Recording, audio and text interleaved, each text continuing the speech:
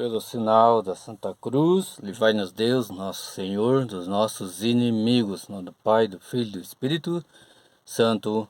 Amém. Que a paz de nosso Senhor Jesus Cristo e o amor de Maria Santíssima e o fogo do Espírito Santo esteja com vocês, meus irmãos e minhas irmãs, nesse dia 17 de novembro de 2025. Seja bem-vindo, meu irmão.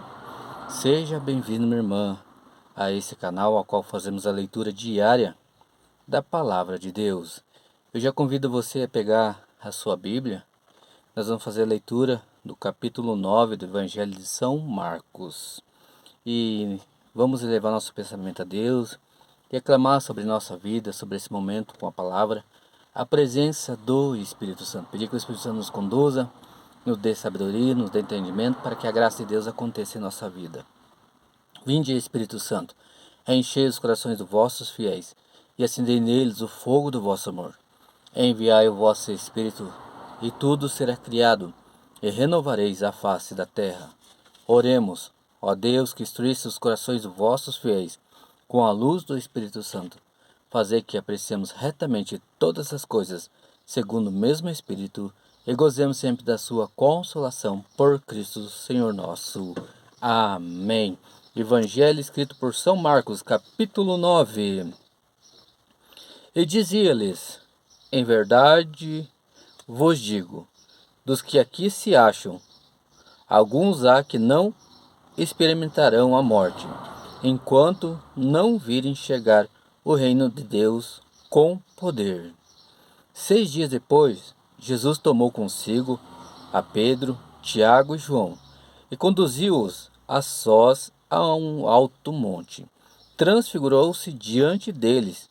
Suas vestes tornaram-se resplandecentes e de uma brancura tal, que nenhum lavandeiro sobre a terra as pode fazer assim, tão brancas.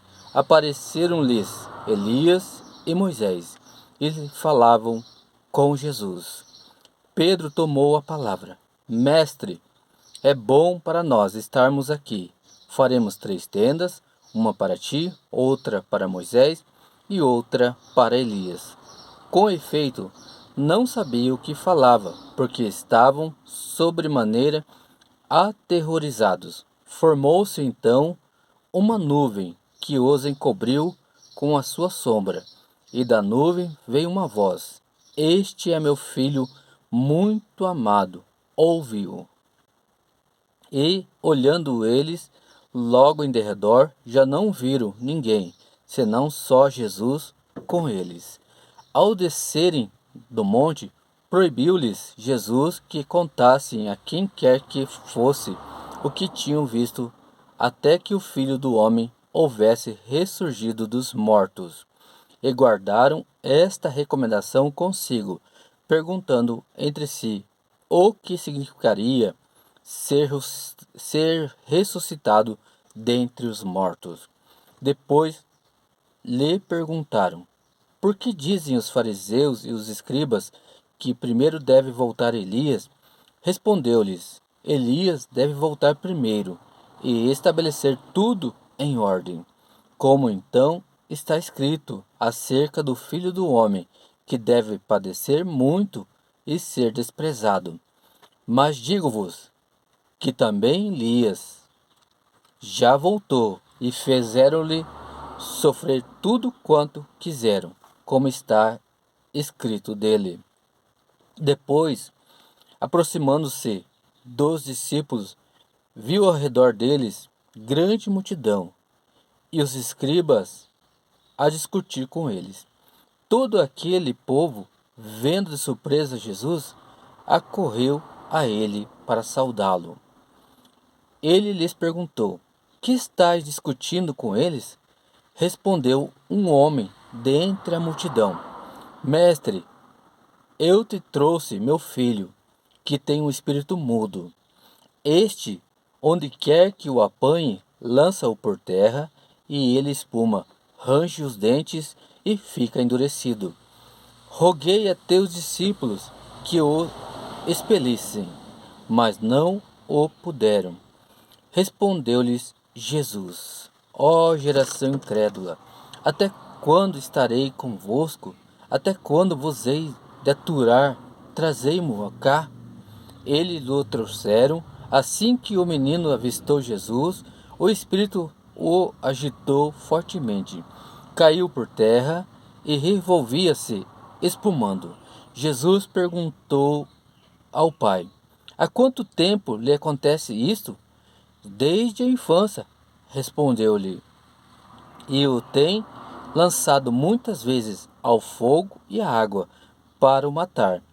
Se tu, porém, podes alguma coisa, ajuda-nos, compadece de nós. Disse-lhe Jesus: Se podes alguma coisa, tudo é possível ao que crê. E imediatamente exclamou o pai do menino: Creio, vem em socorro à minha falta de fé. Vendo Jesus que o povo afluía, indagou o espírito imundo e disse-lhe: Espírito mudo e surdo, eu te ordeno, sai deste menino e não tornes a entrar nele. E gritando e maltratando extremamente, saiu. O menino ficou como morto, de modo que muitos diziam: morreu. Jesus, porém, tomando-o pela mão, ergueu-o e ele levantou-se. Depois de entrar em casa, os seus discípulos perguntaram-lhe em particular: Por que não podemos nós expeli-lo? E disse-lhes: Esta espécie de demônios não se pode expulsar senão pela oração. Tendo partido dali, atravessaram a Galiléia. Não queria, porém, que ninguém o soubesse, e ensinava aos seus discípulos: O Filho do Homem será entregue nas mãos dos homens, e o matarão, e ressuscitará 3 dias depois de sua morte. Mas não entendiam essas palavras, e tinham medo de lhe perguntar. Em seguida, voltaram para Cafarnaum. Quando já estava em casa, Jesus perguntou-lhes: De que faláveis pelo caminho? Mas eles calaram-se, porque pelo caminho haviam discutido entre si quem deles seria o maior. Sentando-se, chamou os 12 e disse-lhes: Se alguém quer ser o primeiro, seja o último de todos e o servo de todos.